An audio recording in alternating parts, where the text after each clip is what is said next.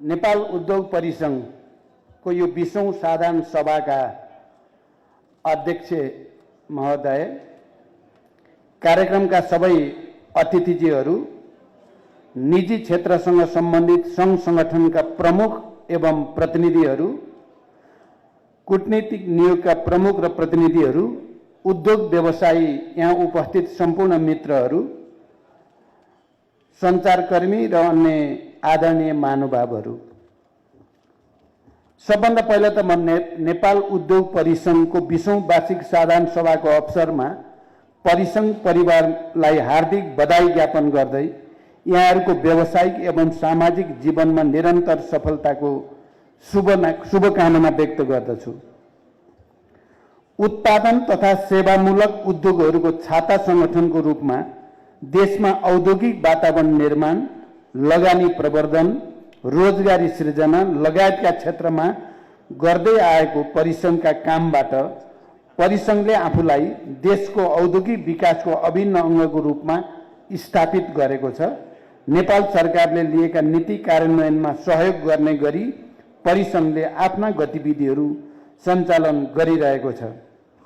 सन् 2002 मा स्थापित नेपाल उद्योग परिसंघले अर्थतन्त्रको विकासका लागि प्रभावकारी एवं उल्लेख्य भूमिका निर्वाह गर्दै आएको छ। यसलाई थप प्रभावकारी रूपमा अगाडि बढाउन आगामी दिनमा सफलता प्राप्त हुने विश्वास व्यक्त गर्दछु।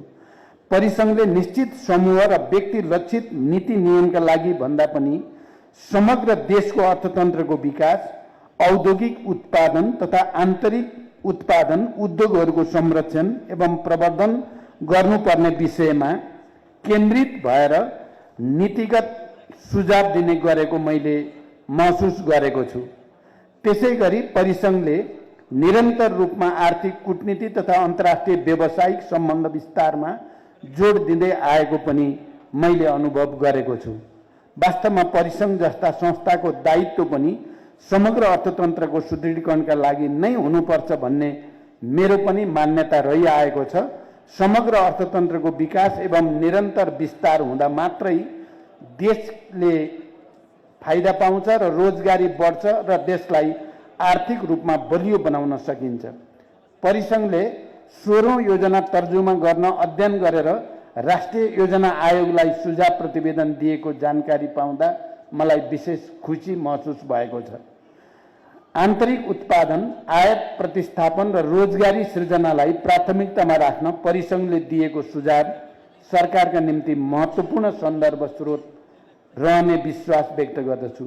सरकारले 16औं योजना तर्जुमा गर्दा अर्थतन्त्रलाई प्राथमिकतामा राखेको परिप्रेक्ष्यमा परिसंघको समन्वयकारी भूमिकाप्रति धन्यवाद पनि व्यक्त गर्दछु। सरकारको पहिलो प्राथमिकता आर्थिक रूपान्तरण नै हो।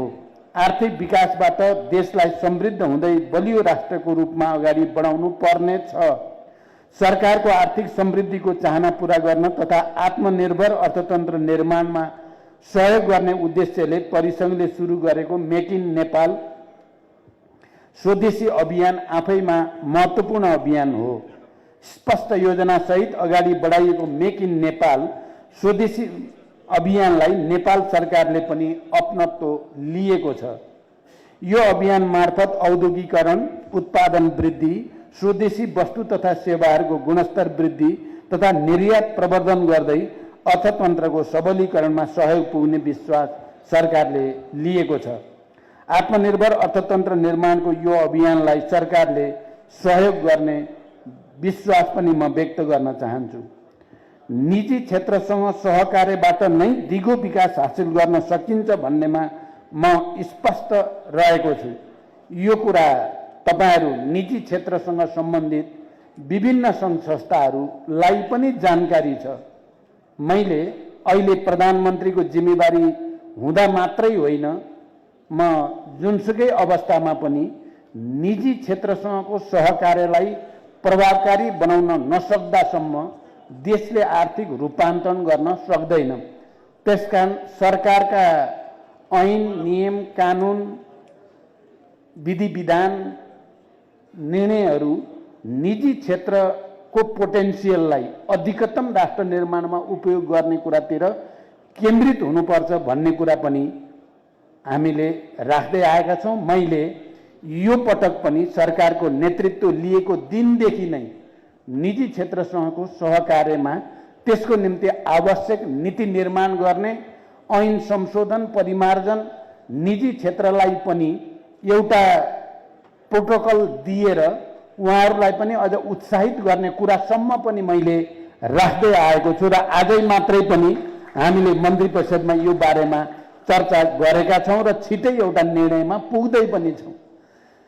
तर हाम्रो लामो समयदेखि हाम्रो नीतिहरूका, हाम्रा ऐनका व्यवस्थाहरूका, हाम्रा कार्यशैलीका परम्परागत मान्यताका कारण सरकारले भन्ने बित्तिकै त्यसलाई सोचे जस्तो गरी व्यवहारमा ल्याउन कठिनाई भइरहेको महसुस पनि मैले गरेको छु।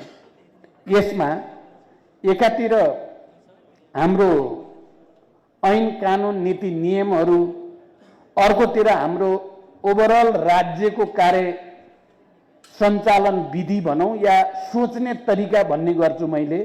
सोच्ने तरिका, निजी क्षेत्रप्रति हेर्ने दृष्टिकोणमा कहीँ न कहीँ हामीले गम्भीर समीक्षा गर्नुपर्ने स्थिति मलाई महसुस हुन्छ।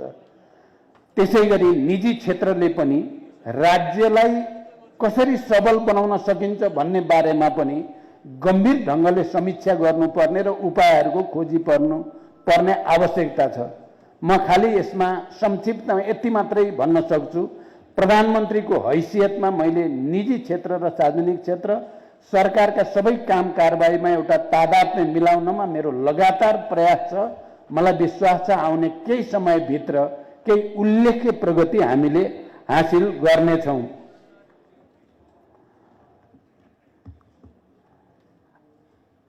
यो कुरा स्पष्ट भइसकेको छ, सरकारको पहिलो प्राथमिकता आर्थिक रूपान्तरण हो भन्ने कुरा। निजी क्षेत्रसँगको सहकार्यबाट नै दिगो विकास हासिल गर्न सकिन्छ भन्ने कुरा पनि मैले सुरुदेखि राख्दै आएको छु। निजी क्षेत्रसँगको सहकार्यबाट नै आर्थिक समृद्धि हासिल हुन सक्छ।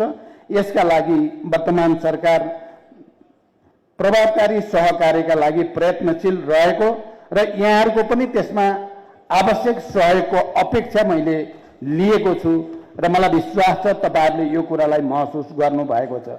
देशको आर्थिक अवस्थाप्रति निजी क्षेत्रले सधैँ चिन्ता व्यक्त गर्दै आइरहेको छ र स्वागत मन्तव्य क्रममा परिसंघका अध्यक्ष राजेशजीले पनि यो चिन्ता पर्याप्त तथ्य सहित प्रस्तुत गर्नुभएको छ र समाधानका लागि विशेष आग्रह पनि गर्नुभएको छ।